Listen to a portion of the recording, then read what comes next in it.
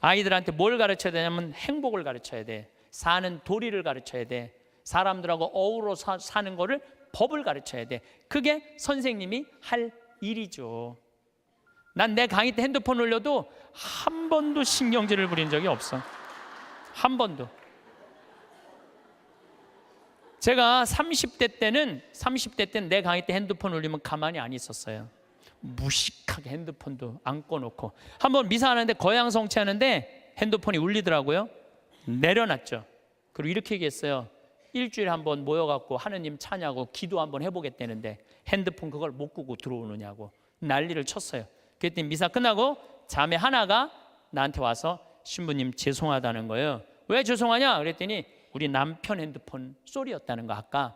그럼 남편 핸드폰이면 남편이 발이 없냐 손이 없냐 입이 없냐 왜 남편이 와서 사과 안 하고 당신이 와서 사과하냐? 그랬더니 그 자매하는 말이 우리 남편은 청각 장애자라는 거예요. 그러니까 듣지를 못하는 거야. 말도 못하는 거지. 근데 이거를 진동으로 놨는데 풀린 거야.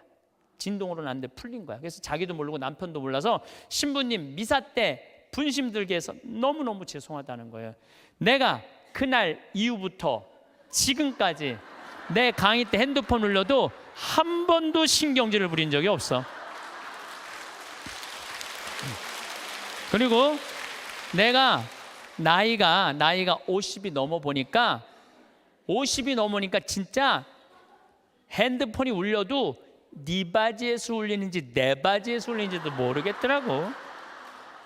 한 4, 5년 전에 춘천 수무숲이라는 성당에 강의 갔어요.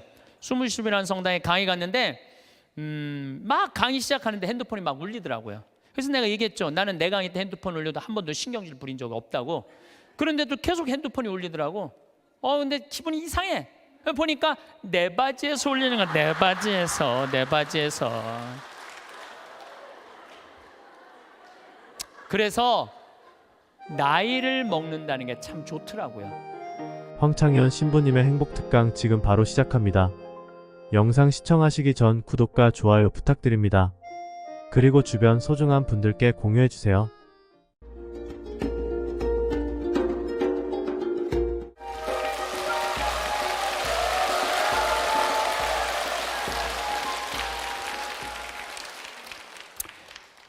저는 강의를 할 때 꼭 거울을 봅니다.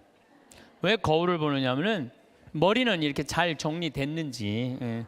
오늘도 평창에서 우리 부관장 신부님 이동이 있었어요. 그래서 부관장 신부님 오시는 거 맞이하고 이 인천까지 오는데 굉장히 멀더라고요. 그래서 누워서 잠을 차 안에서 자는데 머리가 막 눌리는 기분이 막 들더라고. 그래서 보니까 다행히 머리가 좀 덜 눌려갖고, 만약에 내가 머리가 막 이렇게 떴으면 여러분들 기분이 어떨 것 같아요? 내가 막 강의할 때 가끔 방송에 보면은 신부님들이 그러는 경우가 많아요. 이렇게 머리가 떠서 이렇게 강의하는 신부님들이 있더라고요. 그러면은 강의 내용 안 들어와. 뜬 것만 보여. 뜬 것만. 그리고 저는 정말 강의할 때 제일 중요하게 여기는 게 뭐냐면은 바지에 자꾸 올라갔는지. 이걸 제일 중요하게 여겨요. 왜 제일 중요하게 여기느냐 하면 만약에 내가 바지에 자꾸가 내려가잖아요. 그럼 여러분들 눈은 여기 와 있어요. 눈은 여기 와 있어. 그리고 머리는 무슨 생각이냐면 저 신부님 바지에 자꾸 내려갔네. 큰일 났네 저. 내 강의 하나도 귀에 안 들어와요. 무슨 얘기냐면은 남 앞에 나설 때 내 자신을 점검하는 일은 아주 중요한 일이에요. 비단 저만 그런 게 아니죠. 여러분들도 마찬가지예요. 여러분들도 남 앞에 나설 때 거울 보세요, 안 보세요? 파마는 잘 유지됐는지, 얼굴에 이 분칠은 잘 곱게 잘 이렇게 잘 퍼져서 발랐는지 보시죠? 제가 2년 전에 어느 기관에 강의를 갔어요. 강의를 갔는데 거기 2년 동안 나를 초대하려고 그러다가 내가 2년 만에 시간이 맞아서 간 곳이에요. 딱 차에서 내리는데 나를 맞이하는 분을 딱 보면서 정말 나를 어마어마하게 기다렸구나 한눈에 딱 알아보겠더라고요. 내가 왜 딱 한눈에 알아봤느냐 하면은 얼굴에 화장을 어마어마하게 했어. 얼굴에 화장을. 이 마스카라를 얼마나 말아 올렸는지, 눈이 막 뒤집어지려고 그래. 마스카라를 얼마나 말아 올렸는지. 입술에 루즈를 얼마나 진하게 발랐는지 몰라요. 근데 문제는 입술에 루즈를 이렇게 발랐는데 선을 잘 그렸으면 아무 문제가 없는데 바빴는지 선이 살짝 올라왔어. 이렇게 2시간이었는데 1시 반에 가서 커피 한 잔을 마시는데 30분 동안 대화를 하는데 아무 소리도 안 들리는 거야. 이것만 들리는 거야. 이것만. 2년이 지난 지금도 그분 생각을 하면은 아무 생각이 안 나. 이것만 생각이 나. 이것만. 그분은 화장도 열심히 했는데 마지막 뭐를 안 했느냐 하면은 거울을 안 본 거예요. 자기의 모습을 점검하지 않은 거죠. 근데 더 안타까운 거는 그 사무실에 8명의 동료, 직장 동료들이 있었는데 아무도 지적해 주지 않은 거예요. 누군가 얘기해 줬으면 얼마나 좋아요. 선생님, 루즈 선이 잠깐 벗어났으니까 화장실에 가서 거울 보고 좀 고치고 나오시라고. 그랬다면 이분은 고칠 수 있었을 거예요. 근데 8명 중에 아무도 얘기해 주지 않은 거예요. 우리는 내가 내 자신을 볼 수 없다면 누구라도 내 자신을 봐야 돼? 남이라도 내 자신을 봐야 돼. 남이 나를 고쳐줄 수 있어야 돼요. 여기에 아주 중요한 게 있어요. 우리는 듣는 마음이 있어야 돼요. 왜 그분한테 선생님 선에 루즈가 벗어났어요 라고 왜 얘기해 주지 않았을까요? 말해도 안 들었으니까. 평상시에 여러분들도 인생을 살면서 누가 이렇게 며칠 전에 사당 오동 성당에 강의를 갔는데 이제 강의 가기 전에 성당 앞에서 곱창 순대 이 전골을 먹는데 옆에 애기 아빠들 같아. 중학교 2학년 딸을 둔 애기 아빠들이 딸 얘기를 하는 거예요. 먹으면서 재밌더라고. 얘기를 들어보니까 한 애는 게임 페이스북을 너무 하는 애고 한 애는 집을 하나도 안 나가는 애야. 친구를 아무도 안 만나는 애야. 그러면서 뭐 애를 그렇게 키우면 안 된다 뭐 어쩌고 저쩌고 막 하는데 소주를 거의 4병을 둘이서 먹더라고요. 근데 일어나면서 마지막 한 애기 아빠가 이런 말을 하더라고요. 너는 네 딸 네 방식대로 키워. 내 딸은 내가 알아서 키울 테니까. 그렇게 소주 2병을 먹어가면서 얘기했는데 안 듣는 거죠. 사람이요 안 들으면은요 고쳐줄 수가 없어요. 그리고 중요한 건 나를 고쳐줄 수 있는 친구가 있느냐 없느냐예요. 여러분들은 내가 만약에 루즈가 이렇게 잘못 벗어났을 때 야 이리 와 너 루즈 벗어났어 하고 이렇게 고쳐줄 수 있는 친구 있어요 없어요? 있어야 돼. 그걸 뭐라고 그러냐면 멘토라고 그래요. 멘토. 내 삶을 이야기할 수 있는 사람, 내 삶의 문제를 이야기 나눌 수 있고 상의할 수 있는 사람, 멘토가 필요해요. 저는 3명의 멘토가 있어요. 물론 우리 동창 신부들은 뭐 멘토라고 그러긴 좀 그렇고 나이 많은 형들 셋이 내 멘토가 있어요. 첫 형은 역시 신부님이죠. 나보다 3살 많아요. 근데 3살 많은 형인데 굉장히 영성적이에요. 영성적. 이분은 정말로 기도를 게을리하지 않는 분이에요. 언제나 기도를 참 열심히 하세요. 이분하고 이렇게 대화를 하다 보면은 우리 교회 평생 장애자들하고 장애자 사목을 하신 분이고 신학교에서도 사회복지를 강의하신 분이에요. 이분 이번에 이제 안산 생명센터장으로 가셨는데 세월호에 249명의 학생이 죽었어요. 어른까지 304명이 죽었어요. 어른 55명, 학생 249명이 죽었어요. 그런데 안산에 가보니까 249명의 가족 중에 7명이 자살을 했다는 거예요. 너무너무 힘들으니까. 그러니까 이분이 하는 얘기가 뭐냐면은 그 한 사람이라도 살리는 게 사제가 할 일이라는 거예요. 그래서 이분하고 만나면은 그냥 저절로 영성적이 돼요. 대화를 하고 나면은 내가 피정한 기분이 들어. 근데 이 형님은 항상 나하고 이렇게 우리 집에 와서 잠도 자고 나도 그 형님 집에 가서 잠도 자고 그러는데 하루는 우리 집에 딱 오더니 딱 옷장을 열어보는 거예요. 옷장을 열어보더니 한마디 딱 하는 거예요. 황 신부, 옷이 양복이 너무 많으네. 예수님 이걸 원할까? 근데 한 대 맞은 기분이 드는 거예요. 왜냐하면 나는 뭐 봄, 여름, 가을, 겨울 1년 365일 강의를 하니까 양복이 봄에 뭐 몇 벌, 여름에 몇 벌, 겨울에 몇 벌 이렇게 한 10벌이 넘었어요. 그런데 많다고 나한테 혼을 내더라고요. 여러분들 인생에 있어서는요, 나를 혼내줄 사람이 필요해요. 나를 혼내줄 사람이 없으면은요, 나는 아나 무인이 되는 거예요. 그걸 보고 내가 양복을 다 나눠줬어요. 다. 아까도 말씀드렸잖아요. 작년에 잠비아 가면서 양복 3벌 입으면서. 그래서 내가 근데 이제 다 나눠줘갖고 한 3-4벌로 딱 줄였는데 할머니들이 방송에 내 양복 한 번도 안 바뀐다고 부산에서 져서 올리고 서울에서 져서 보내줘갖고 다시 12벌이 됐어, 양복이. 그래서 이거 안 되겠다. 양복이 많아지는 건 어쩔 수 없는데 양복을 아예 갈아입질 말자. 그래서 한 달에 한 번씩만 딱 입고 다니기로 이제 내가 나하고 한 거예요. 근데 내가 그 형님 집에 가서 잠을 자는데 자기 침대를 꼭 내줘요. 그리고 자기는 바닥에서 자요. 응접실 바닥에서. 그래서 형 침대에서 자. 그랬더니 아니야, 너는 전국에 강의하는 신부고 나는 이렇게 편안하게 있으니까 하루 여기서 바닥에서 자도 돼. 그래갖고 내가 이제 방에서 잠을 자는데 뭐 하여튼 우연찮게 뭐 벽의 문제 때문에 옷장을 열었는데 양복이 딱 2벌밖에 안 걸려 있더라고요. 나하고 너무너무 다른 거죠. 그래서 내가 그분이 나한테 그런 얘기를 할 때 그냥 기분 나쁜 게 아니라 저절로 반성이 돼. 나 자신을 돌아보게 되는 거죠. 한 2주 전, 이제 뭐 거의 한 3주 전 정도 되죠. 어떤 자매가, 나를 아주 끔찍히도 아끼는 자매가, 신부님 평창 며칠 전에도 영하 15도까지 내려갔거든요. 보통 한 20도 내려가, 20도. 신부님 그 평창 추운데 따뜻한 잠바 하나 신부님 위해서 샀다는 거예요.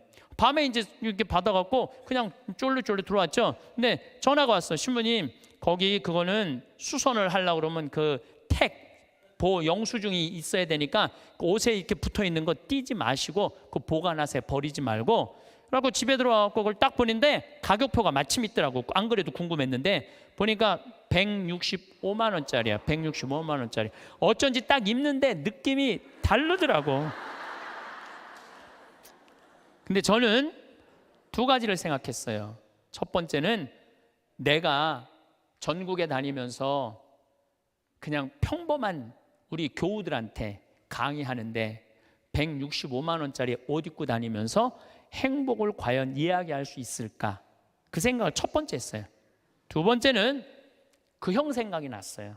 항상 장애자들하고 사는 그 형, 양복 2벌, 맨날 까만 거, 이 색 저 색도 아니야, 까만 거 입고 다니는 그 형 생각이 났어요. 그 형이 이걸 보면은 나한테 뭐라고 그럴까? 못 입겠더라고요. 마음에는 너무 들었는데 못 입겠더라고. 그래서 다음 날 돌려줬어요. 그리고 이렇게 말했어요. 나를 죽이려면은 이런 옷을 계속 갖다 줘라. 내 영혼을 죽이려면. 그러나 날 정말 사랑한다면은 이렇게 비싼 옷. 그리고 내가 그날 무슨 온천에 가갖고 보니까 밑에 막 세일하는 거 보니까 8만 원짜리 오리털 파카 많더라고. 8만 원짜리. 그래서 내가 얘기했어요. 내가 그 세일하는 데가 보니까 8만 원짜리도 많은데 왜 그렇게 비싼 걸 사서 줬느냐? 나한테 정말 선물하고 싶다면 8만 원짜리 해라. 그랬더니 어제 왔어. 택배로 8만 원짜리 3벌이. 어제 8만 원짜리 3벌이 턱벌 왔더라고. 그런데 나를 제어해 줄 수 있는 멘토가 필요하다는 거예요. 또 내 멘토 한 분이 계셔요. 그분은 나보다 4살 많은 형인데 이 형은 철학적인 신부예요. 대화를 해보면 날밤 새요. 그런데도 시간 가는 줄을 몰라. 그럼 어쩜 저렇게 생각을 잘할까? 어떻게 저런 생각을 갖고 있을까? 어떻게 생각이 저렇게 깊을까? 이런 생각이 들어요. 그래서 그 형을 만나도 너무너무 좋아. 그리고 그 형도 나보다 나이가 많은 형인데 나를 혼내요. 나는 혼내줄 수 있는 사람이 있다는 게 너무너무 좋아요. 또 한 형은 나보다 7살 나이 많은 형인데 이 형은 생각이 없는 신부예요. 그런데 이 형님하고는 아침부터 저녁까지 같이 있어도 지겹지가 않아요. 계속 재밌어요.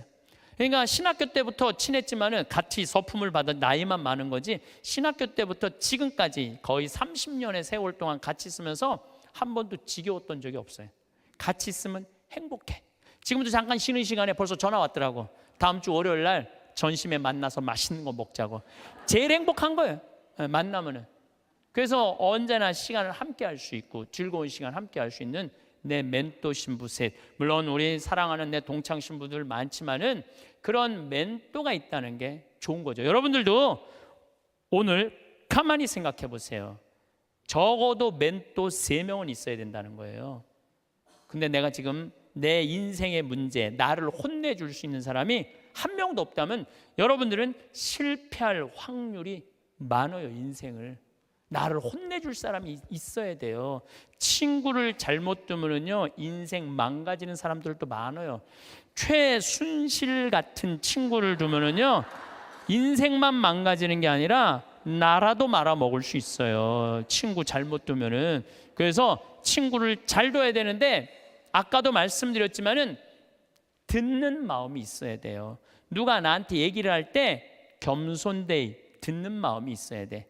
근데 우리 대통령께서는 누가 혼내줄 사람이 없었잖아요. 어렸을 때부터 누가 감히 그분을 혼을 내요.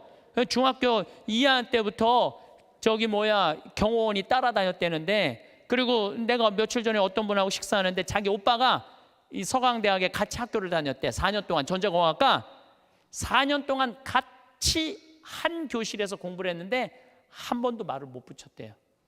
경호원이 옆에 있어갖고. 하늘과 땅이잖아요. 하늘과 땅. 그러니까 혼내줄 사람도 없어, 친구도 없어. 그러니까 지금도 밥을 혼자 드신대잖아요. 그러면은요 이거는요 제대로 된 판단하기 쉽지 않아요. 사람은요 먹고 마시고 놀아야 돼요. 요거 꼭 기억하세요. 인생 실패하지 않는 유일한 길은 먹고 마시고 노는 거예요. 누구하고? 친구랑 먹고 마시고 놀 때 행복할 수 있어요. 신부님 참 팔자 좋은 소리, 뭐 먹고 마시고 돈이 있어야지 여러분들 꼭 비싼 거 사 먹어야지 먹고 마시고 놀아요. 떡볶이 지난번에 신당동 떡볶이 우리 5명이 갖고 3만 원 시켜갖고 맛있게 먹었어. 수다 떨면서. 중요한 거는 비싼 걸 먹는 게 아니에요. 아무리 싼 거라도 친구들이랑 어울려져서 먹고 마시고 놀아야죠. 인생 사람 돌아가는 거 알고 서로 눈치도 봐요. 친구들하고 어울려서 놀 때 여러분들 눈치 봐요, 안 봐요?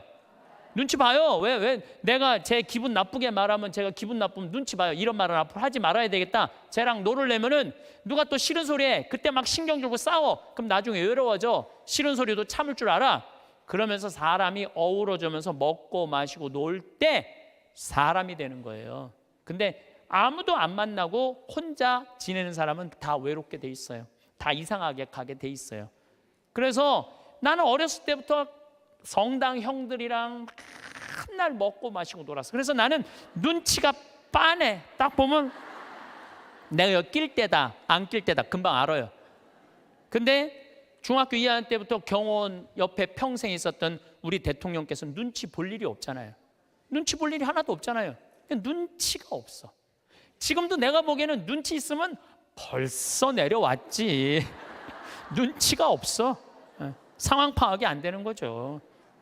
그래서 여러분들 친구가 아주 중요한 거예요. 소크라테스는 뭐라고 그랬어요? 너 자신을 알라고 그랬죠.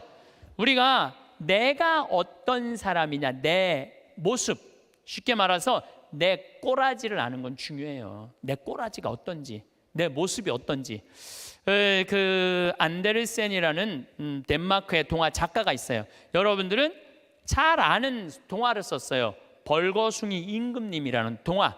근데 이게 영어면 뉴클로스야, 새 옷이야. 임금님의 새 옷이라는 동화를 썼는데 이 내용은 이래요. 임금님이 평상시에 옷 입고 자랑하기를 참 좋아하던 임금님이야.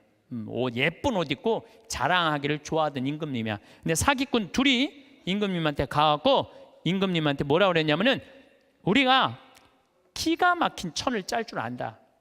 근데 이 천은 어떤 신비한 천이냐 하면 바보 눈에는 안 보인다. 바보 눈에는. 그러냐? 임금이 지혜롭다고 생각을 했으니까 좀 돈도 주고 짜봐라. 그래서 이제 짜기 시작했어요. 임금님이 그 기가 막힌 천을 좀 보러 가야지. 근데 얘네들이 막 천을 막 짜는데, 둘이서 배틀해서 천을 짜는데 안 보이는 거야. 근데 뭐라 그랬어요? 누구 눈에는 안 보인다고? 바보 눈에는 안 보인다 그러잖아. 그러니까 둘이서 막 짜면서 임금님이 천 기가 막히죠. 막 그러니까 임금님이 뭐라 그래요? 기가 막히다고. 기가 막히다고. 근데 이게 의심이 가는 거야. 그래서 신하들을 불러서 뭐라 그래요? 한번 보라. 근데 신하들도 딱 보더니 눈에 보여 안 보여? 안 보여. 근데 누구 눈에는 안 보여? 바보 눈에는 안 보이잖아요. 바보 신하 되기 싫으니까 뭐라 그래? 임금님 너무너무 멋있다고. 그래갖고 이제 일주일이 지나갖고 다 짰다고 입으라고 다 보이지도 않는데 입는 흉내를 다 내갖고 입었어. 퍼레이드를 하시라고. 퍼레이드를 하는데 온 백성이 그 얘기를 다 알고 있잖아요. 임금님 너무너무 멋있다고. 근데 꼬마의 하나가 우리 임금님 빨개 벗었네. 그래, 빨개 벗었네. 드러난 거죠. 그런데 동화가 여기서 끝났다면 이 동화는 하나도 재미없어요. 근데 이 동화는 끝까지 읽어보면은 어떻게 끝나느냐면 임금님은 창피해갖고 왕궁으로 뛰어들어가야 되는데 끝까지 퍼레이드를 해요. 끝까지 퍼레이드를 하고 그 창피를 다 당하고 왕궁에 들어가요. 여러분도 임금이 왜 끝까지 퍼레이드를 했을까요? 중간에 들어가면은 벌거벗은 거 내가 인정하는 거 아니야. 그러니까 니네들 눈에는 안 보여도 내 눈에는 보인다. 그리고 끝까지 한 거예요. 끝까지. 그런데 여러분들 친구들이 너 그거 잘못됐어. 그러면 고쳐야 되는데 어떻게 해? 끝까지 고집피고 가는 사람들이 있죠. 너 그 다단계 너 그거 하면 안 돼. 친구가 분명히 그랬어. 너 다단계 하면 안 돼. 근데 이 다단계 하는 사람은 뭐라 그래? 나 이거 성공할 거야. 너 몰라서 그렇지. 내가 이걸로 돈 벌을 거야. 끝까지 가. 언제까지? 완전히 말아먹을 때까지. 그 자기 꼬라지를 모르는 거죠. 그래서 소크라테스가 뭐라 그러는 거예요? 너 자신을 알라고 얘기를 하는 거. 너 자신을 알라고. 공자님은 제자들이 이렇게 말합니다. 임금님, 죽음 이후에 대해서 좀 알려주십시오. 그러니까 공자님이 뭐라 그래요? 나는 이 삶도 다 알지 못하는데 내가 어떻게 죽음 이후에 대해서 말하겠느냐. 굉장히 겸손한 얘기죠. 여러분들 이런 분들이 있어요. 나는 딱 보면 알아. 딱 보면 뭘 알아 알기는. 여러분들 딱 보면 알아요? 사람도 난 한눈에 딱 보면 알아. 여러분들 정말로 한눈에 딱 보면 알아요? 나는 그거 불가능하다고 생각해요. 어떻게 나 세상 돌아가는 거 딱 보면 알아. 나는. 이 사람은요 자기 꼬라지를 모르는 사람이에요. 자기 주제를 모르는 사람이에요. 그 공부 많이 하고 생각 깊은 공자님도 내가 삶도 다 이해 못하는데 어떻게 죽음을 알겠느냐, 죽음 이후에 대해서 이야기하겠느냐. 저나 여러분들이나 너무너무 우리가 모르는 게 많아요. 저는 가끔 나 이런 하느님이라면 안 믿어. 이런 하느님이라면 나 성당 안 나가. 이런 하느님이라면 나 종교 안 가질 거야. 그리고 아주 웃기지도 않는 걸로 하느님을 평가하는 사람들이 많아요. 하느님이 온 우주의 하느님인데 정말로 삼라 만상을 주관하시는 하느님인데 지가 딱 보면 알아? 하느님에 대해서? 이게 이미 겸손에서 벗어난 거예요. 하느님에 대해서 어떻게 딱 보면 알아? 이렇게 한 가지로. 많은 분들이 저한테 이렇게 해요. 신부님, 하느님이 계시다면 왜 이런 일이 벌어져요? 라고 물어보는 사람들 참 많아요. 여러분들도 그렇게 막 덤비고 따질 때 있잖아요. 하느님이 계시다면 왜 이런 일이 벌어지느냐고 나한테 물어보면 저는 뭐라고 대답할 것 같아요? 나도 그게 너무 궁금하다고. 나도 모르는 거 너무 많아. 나도 모르고 너도 모르는 거야. 그러니까 우리는 뭐 할 필요가 있어? 겸손해야 돼요. 자기 자신을 들여다보려면 교만하면 자기 자신을 들여다볼 수가 없어요. 또 부처님은 뭐라고 그러냐면 자기 자신이 누군 줄 아는 사람은 부처고 자기 자신이 누군지 모르는 사람은 중생이라고 그랬어요. 부처님도 결국은 가장 큰 숙제가 뭐예요? 자기 자신을 깨닫는 거야. 그게 각자 부처의 자기 자신을 깨닫는 일이 그렇게 어려운 일이에요. 그렇다면 여러분들은 여러분들 자신을 깨닫기 위해서 무슨 노력을 하나 이거예요. 무슨 노력을. 내가 나 자신이 누군지, 내가 어디로 가고 어떻게 살고 앞으로 어떻게 살아가야 되는지 이걸 알기 위해서 무슨 노력을 하고 있느냐 이거예요. 아무 노력도 안 한다면 우리는 지금 인생을 실패할 확률이 굉장히 많죠. 예수님은 마태복음 7장에 뭐라고 그랬어요? 남의 눈에 있는 티끌 꺼낼 생각하지 말고 네 눈에 있는 들보 꺼내라고 그러죠. 이번에 제가 여름에 잠비아 봉사활동 가고 아주 크게 깨달은 게 하나 있어요. 이제 매년 40명 가다 이번엔 80명이 갔어요. 그러니까 거기 이제 뭐 숙소가 사람이 북적북적한 거지. 그러니까 뭐 샤워 물도 중간에 하다가 끊어지고 막 이런 일이 많아요. 그러니까 막 이제 제가 이번에 여름에 갔을 때 하도 샤워를 해갖고 하도 끊어져갖고 내가 이번에 한 게 있어. 이번에 보름 동안 가는 동안 샤워를 한 번도 안 했어. 샤워를 한 번도 안 했어. 아주 좋더라고요. 예. 그런데 문제는 샤워를 한 번도 안 해갖고 문제는 다 해결됐는데 화장실이 문제인 거야. 이 사람이 화장실에 갖고 일을 봤는데 물을 내렸는데 물이 안 내려오는. 그럼 어떻게 그냥 나오는 거죠. 그리고 난 다음에 내가 이제 일을 보러 딱 들어가면은 그 변기에 있는 똥을 보면 너무 더러운 거야. 너무너무 더러워. 정말 더러워. 그런데 이상하게 내가 이번에 깨달은 게 뭐냐면은 화장실에 갖고 내가 똥을 넣고 내 똥을 보면은 안 더러워. 이상하게. 난 요즘 그 청국장 가루먹고 화장실 가면 정말 요새 황금색 똥이 나와요. 그걸 보고 있으면 오히려 이뻐. 똥을 보면은 아니 내 똥은 안 더럽고 이뻐 보이는데 남의 똥은 더럽지. 신기하죠? 여러분들 그런 경험 없었어요? 예, 저기 목욕탕 가갖고 가보면 남 똥 놓고 안 내리고 가면 너무 더럽잖아요. 근데 또 막상 내가 똥을 놓고 보면은 이상하게 안 더러워. 이게 인간의 본성하고 똑같은가 봐요. 남의 단점은 더럽고 커 보이고 내 단점은 가리는 거예요. 안 보이는 거예요. 근데 우리가 정말로 이 세상을 올바로 살아가려면은 누구 똥이 들어야 돼? 내 똥이 들어야 돼. 누구 단점이 커 보여야 돼? 내 단점이 커 보여야 돼. 남의 단점은 작아 보이고 내 단점은 커 보여야 돼요. 그래서 내가 누구냐 이거 아는 일은 참 중요해요. 내가 누구냐라는 답이 나오면은요 어떻게 살아갈 것이냐라는 답도 나와요. 나는 천주교 신부예요. 그렇죠? 아주 간단하잖아요. 나는 천주교 신부야. 난 천주교 신부니까 하늘나라의 구원을 선포하는 사람이야. 그래서 천국이 있다. 하느님께서 현존하고 계시다. 역사하고 계시다. 하느님은 정의로우신 분이다. 이 얘기하는 게 나의 당연한 의무야. 또 한 가지는 내가 하늘나라의 구원의 기쁜 소식을 전하는 사람이니까 누가 기뻐해야 돼? 내가 기뻐해야 돼요. 내가 내 안에 기쁨이 없으면 교우들이 날 보고 저 신부님 뭐야? 저 신부님한테 뭔가 기쁨이 있을 줄 알았더니 힘들다 그러고 짜증난다 그러고 그냥 사는 게 이제 죽었으면 좋겠다고 이러면은 여러분들은 나한테 와서 위로를 받을 수 있어 없어요? 위로 못 받아요. 근데 나한테 와갖고 나는 저 별을 보면은 요즘은 별이 내 심장에 박혀. 진짜로 너무너무 별이 예뻐요.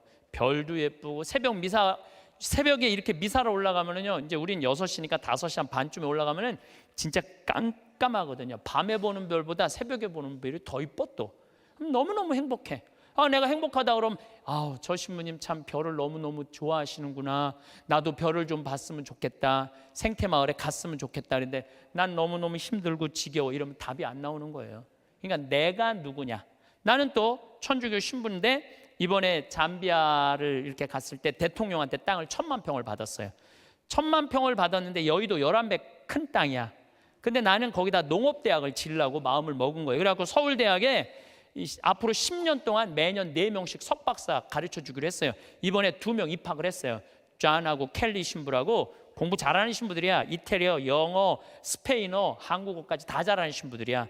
얘네들이 언어 능력이 뛰어나거든요. 그래서 이번에 이제 2명이 입학을 해요. 그리고 이제 또 올해도 계속 찾아서 10년 동안 40명만 석박사를 만들어 놓으면요, 그것도 서울대학에서 만들어 놓으면요, 잠비아뿐만 아니라 아프리카에서 최고 좋은 농업대학 세울 수 있어요. 근데 문제는 그렇게 농업대학을 세운다고 또 할머니가 돈을 100억 줬고, 그 100억이면 잠비아에선 1000억이에요. 그러니까 왜 내가 100억이 1000억이냐면 거기는 한 사람 인건비가 한 달 8만 원이야. 8만 원. 그러니까 10명 써도 80만 원이야. 우리 직원 웬만한 거 한 직원 안에 월급이 400만 원인데 40명 쓸 수 있어. 40명. 그러니까 100억이면 잠비아에 1000억이야. 그래서 난 농업대학 생각을 하고 있는데 은돌라 교구라고, 잠비아는 그 교구는 신자가 100만 명이에요. 100만 명. 잠비아는 신학생이 480명인데 신학교가 없어요. 기숙사가 없어. 신학교는 있는데 그래갖고 뭐 제대로 교육이 안 돼 있어. 주교님이, 그 반달 주교님이 날 찾아오더니 귀양 이렇게 좋은 땅에다가 신부님 얘기 들어보니까 돈도 있대는데 신학교 짓는데 10억이면 된다는데 신학교 줘달라는 거예요. 저는 한 대 맞았어요. 왜 맞았느냐면 거기다가 농업, 물론 내가 환경을 운동하는 신부라 농업대학을 짓겠다고 먼저 생각했지만은 사실은 그 반달 주교님이 이런 강론을 하셨어요. 그 라디오 방송국을 갖고 있더라고요. 우리가 빵을 먹는 게 중요하냐, 하느님의 말씀을 먹는 게 중요하냐, 그 얘기를 하더라고요. 전 너무너무 창피했어요. 빵이 중요한 게 아니다. 하느님의 말씀을 먹는 게 중요한데 신학교를 줘야 된다. 그래서 이번에 한국에서 온 신부가 신학교를 줘주려고 그런다. 기뻐해라. 내가 반성을 너무 많이 했어. 내가 신부인데 신학교를 줘줘야지. 그래서 이번에 이제 잠비아에 신학교 짓고, 그걸 너무 충격을 받아갖고 모잠비크에도 신학교가 필요하대. 모잠비크에도 줘주고. 그래봐야 10억이야. 10억. 나 100억 받았는데 뭐 그거 못 줘줄 게 뭐 있어. 10개라도 줘줄 수 있지. 그러니까 내가 누구이냐라는 질문에 답이 나오니까 어떻게 살아갈 것이냐라는 답이 나오더라고요. 만약에 내가 학교 선생님이야. 선생님은 애들한테 뭐 가르쳐야 돼요? 공부? 나는 절대 공부를 가르쳐서는 안 된다고 생각해. 아이들한테 뭘 가르쳐야 되냐면 행복을 가르쳐야 돼. 사는 도리를 가르쳐야 돼. 사람들하고 어우러 사는 거를, 법을 가르쳐야 돼. 그게 선생님이 할 일이죠. 난 내 강의 때 핸드폰 올려도 한 번도 신경질을 부린 적이 없어. 한 번도. 제가 30대 때는 내 강의 때 핸드폰 올리면 가만히 안 있었어요. 무식하게 핸드폰도 안 꺼놓고. 한번 미사 하는데 거양성취 하는데 핸드폰이 울리더라고요. 내려놨죠. 그리고 이렇게 얘기했어요. 일주일에 한번 모여갖고 하느님 찬양하고 기도 한번 해보겠다는데 핸드폰 그걸 못 끄고 들어오느냐고 난리를 쳤어요. 그랬더니 미사 끝나고 자매 하나가 나한테 와서 신부님 죄송하다는 거예요. 왜 죄송하냐? 그랬더니 우리 남편 핸드폰 소리였다는 거. 아까 그럼 남편 핸드폰이면 남편이 발이 없냐, 손이 없냐, 입이 없냐, 왜 남편이 와서 사과 안 하고 당신이 와서 사과하냐? 그랬더니 그 자매 하는 말이 우리 남편은 청각 장애자라는 거예요. 그러니까 듣지를 못하는 거야. 말도 못하는 거지. 근데 이거를 진동으로 놨는데 풀린 거야. 진동으로 났는데 풀린 거야. 그래서 자기도 모르고 남편도 몰라서 신부님 미사 때 분심 들게 해서 너무너무 죄송하다는 거예요. 내가 그날 이후부터 지금까지 내 강의 때 핸드폰 울려도 한 번도 신경질을 부린 적이 없어. 그리고 내가 나이가 50이 넘어 보니까 50이 넘으니까 진짜 핸드폰이 울려도 네 바지에서 울리는지 내 바지에서 울리는지도 모르겠더라고. 한 4, 5년 전에 춘천 수무숲이라는 성당에 강의 갔어요. 수무숲이라는 성당에 강의 갔는데 막 강의 시작하는데 핸드폰이 막 울리더라고요. 그래서 내가 얘기했죠. 나는 내 강의 때 핸드폰 울려도 한 번도 신경질 부린 적이 없다고. 그런데도 계속 핸드폰이 울리더라고. 근데 기분이 이상해. 보니까 내 바지에서 울리는 거야. 내 바지에서.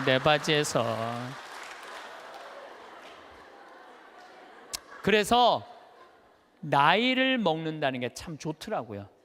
젊었을 때는 누가 잘못하잖아. 특히 교우들이 잘못하면 바로 지적하고 바로 혼냈어요. 정말 30대 때는 성체 영어로 나올 때 왼손이 위에 올라가고 오른손이 밑으로 내려가야 돼. 그래서 뭘로 영해야 돼? 오른손으로 영해야 돼요. 근데 막 교우들이 오른손이 올라오면은 무슨 손으로 영하게 돼? 왼손으로 영하게 되면 이거 불경스러운 거잖아요. 그래서 30대 때 오른손이 올라오면 손바닥을 내리쳤다니까. 내가 똑바로 하라고. 그러면은 이 교우만 사색이 되는 게 아니야. 뒤에서 성체 영화로 나오는 교우들도 내가 이렇게 해보면 보여. 막 이러면서 나오는 게 보여. 막 이러면서 나와. 근데 결국은 틀려. 그럼 또 손바닥 내리치는 거야. 30대 때는 내가 그랬어요. 근데 50대가 되니까 뭐가 보이느냐면은 주부들이 설거지 많이 하고 그러면은 손목 관절염이 있어. 그래서 이게 안 돌아가는 게 보이더라고. 안 돌아가니까 다른 손으로 하는 거야.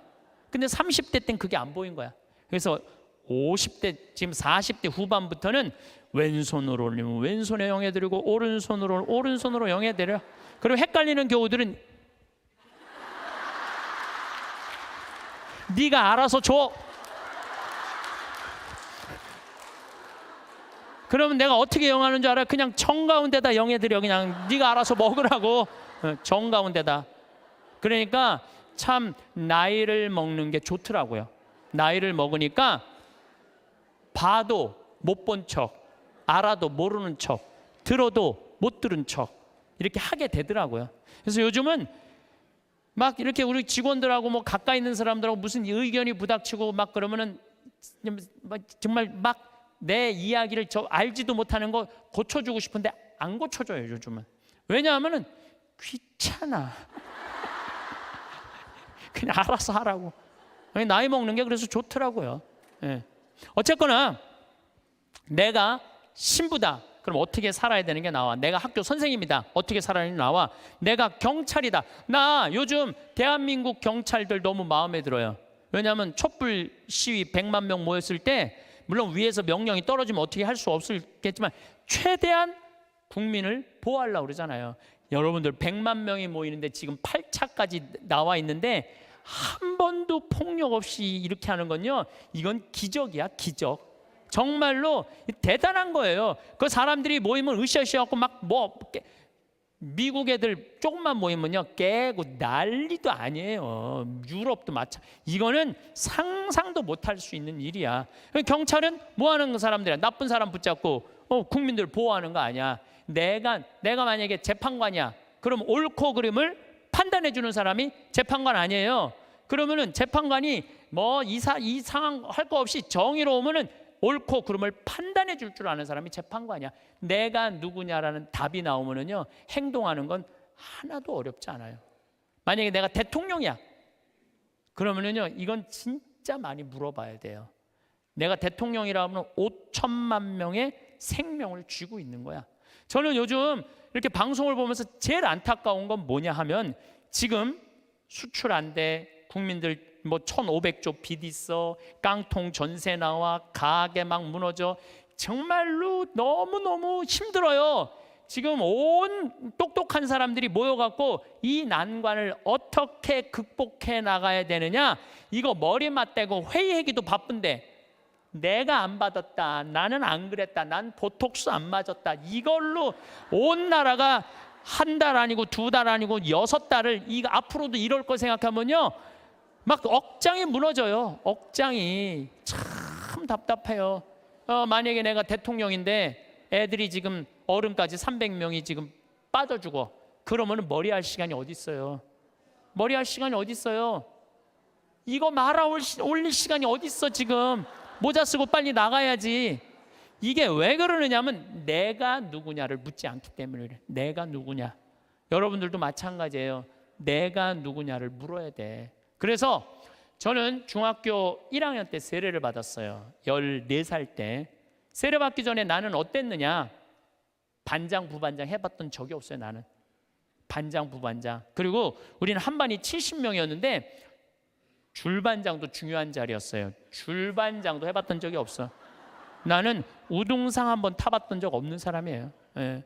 그리고 성격은 진짜 지랄 맞았어요. 까칠한 거 뭐 말할 것도 없고. 그래서 만약에 내가 밥을 먹다가 신경질이 나잖아요. 난 숟가락 그냥 던졌어요. 숟가락 젓가락. 밥그릇도 많이 던졌어요. 밥그릇도. 그래서 어머니가 그 밥풀, 누나가 밥풀 이렇게 주워 담았던 거 생각나. 일단 던지고 숟가락 밥그릇 던지면 일단은 그거 다 하고 나면 나는 안 죽을 만큼 두들겨 맞았어요.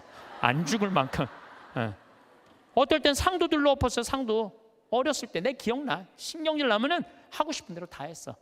초등학교 2학년 때 이건 진짜 아주 잊을 수 없는 일이야. 너무너무 신경질이 났어. 근데 밥 먹을 때가 아니었나 봐. 문을 딱 열었는데 뭐 던져야 되는데 아무것도 없는 거야. 던져야 되는데 근데 마루에 마침 뭐가 있었느냐면 요강이 있었어. 요강이. 우리 가족이 다 있었어요. 그때 내가 어떻게 했어요? 그 초등학교 2학년 애가 요강을 발로 찼어. 발로 차갖고 이제 시멘트 바닥에 딱 떨어져갖고 깨지면 난 죽는 거야. 어머니한테 맞아 죽는 거야. 그런데 정말로 발로 찼는데 요강이 딱 시멘트 바닥에 떨어지면서 굴르기 시작하는 것도 딱 쓰는데 온 가족이 정말로 어이가 없으니까 다 웃더라고요. 하도 어이가 없으니까. 근데 그 얘기를 어머니가 지금도 해. 우리 가족이 지금도 해. 너 어렸을 때 요강 찬 거 생각나느냐고. 너라고는 이제 안 그래도 신부님 어렸을 때 요강 차는 거 생각나느냐고. 그렇게 까칠했어요. 그런데 내가 중학교 1학년 때 세례를 받으면서 어마어마한 거울을 만난 거예요. 예수 그리스도라는 거울을 만났어요. 예수 그리스도라는 거울을 딱 보는데 내가 한심하게 이를 데 없더라고요.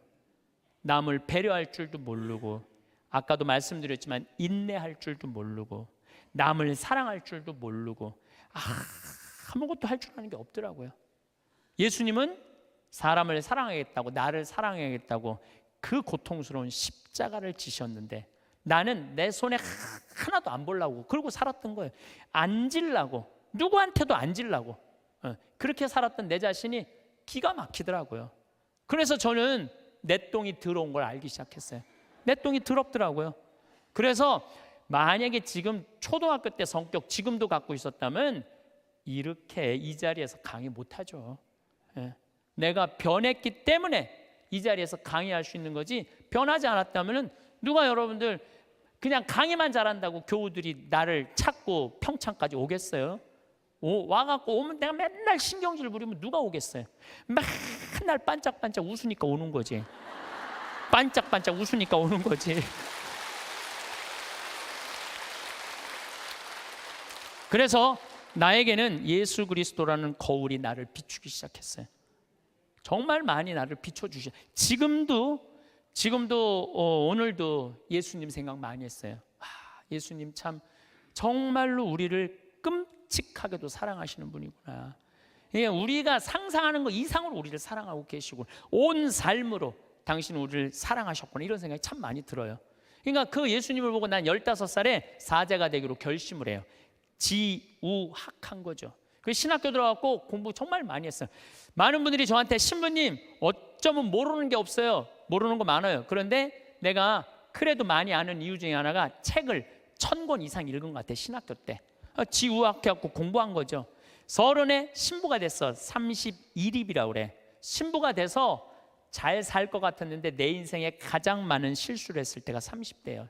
핸드폰 오면 신경질 부리고 성체면 손바닥 내리치고, 사람 만나도 정말 사람으로 못 만나고, 저 사람 나한테, 부자들 특히 그때는 부자 좋아했어요. 30대 때는. 왜? 저 사람이 날 좀 도와줬으면 좋겠다. 근데 참 이제는 이제 그런 일은 절대 없어요. 30대 때 부자들이 나한테 와서 이런 얘기 참 많이 했어. 신부님 저거 땅 팔리면은 내가 정말로 신부님 밀어줄게요. 그래서 같이 밥도 먹고 어디 여행도 같이 가는데 왜 이렇게 땅이 안 팔려? 그래서 내가 깨달은 진리가 뭔지 알아요? 부자 땅은 안 팔린다. 그리고 이 교회는 부자가 움직이는 게 아니야. 가난한 교우들이 움직이는 거야. 그게 40대 돼서 교우들의, 가난한 교우들이 이 교회를 유지하는 걸 40대 돼서 알았어요. 30대 때는 몰랐어. 40%이라고 그래. 40. 유혹이 없는 나이야. 40이면은. 그래서 내가 40에 정말로 이제 욕심이 없어진 나이가 40이에요. 50이 지천명이야. 지천명이라는 건 뭐냐면 하느님의 뜻을 아는 나이야. 여러분들 49까지는 세상에 관심이 많았다면 50부터는 어디에 관심 많아야 돼? 하늘나라에 관심 많아야 돼. 여기 있는 분들은 다 이제 세상은 끝났어. 세상 공부는 끝난 거야. 이제 무슨 공부해야 돼? 하늘나라 공부해야 돼. 62순이라고 그래. 60이면은 귀가 편안한 나이야. 누가 내 욕을 해도 화가 나지 말아야 돼. 또 화가 나지 않은 것뿐만 아니라 이 세상 이해 못 되는 게 없어야 돼. 다 이해가 돼야 돼. 그 정도로 여러분들은 공부를 많이 해야 된다는 얘기예요. 근데 지금 이해되는 난 저게 이해가 안 되네. 그럼 나이를 헛먹기 시작하는 거예요.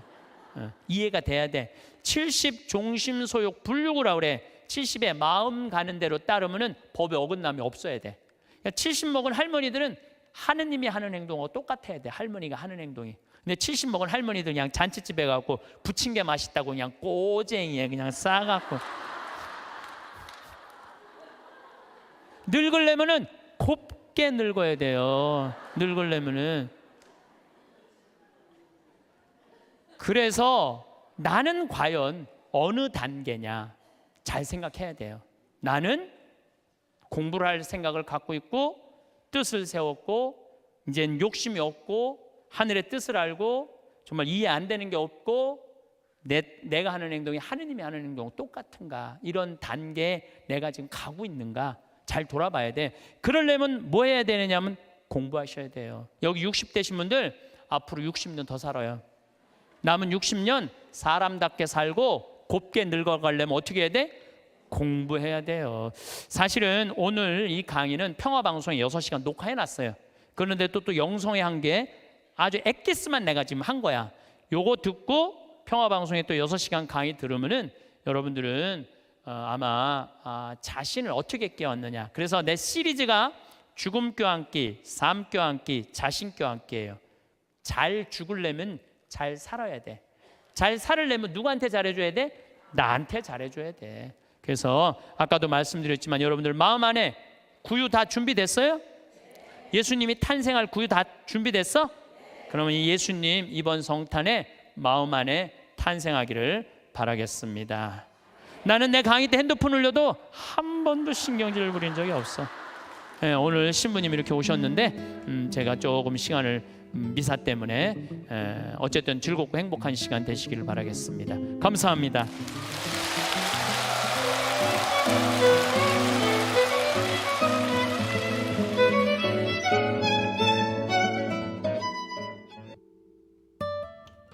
오늘 황창현 신부님의 행복 특강 이야기는 친구에 관한 이야기입니다. 제가 이 영상을 만들면서 느낀 점은 이렇습니다. 주변에 누가 있느냐에 따라 내 인생이 망할 수도 있고 좋게 흘러갈 수도 있죠. 사실 친구에만 한정된 이야기가 아닙니다. 가족, 주변 이웃, 선후배 등 우리 주변에 있는 사람들 모두가 해당하는 이야기입니다. 그러면 친구가 많으면 많을수록 무조건 좋을까요? 절대 그렇지 않습니다. 오히려 더 복잡기만 할 뿐이죠.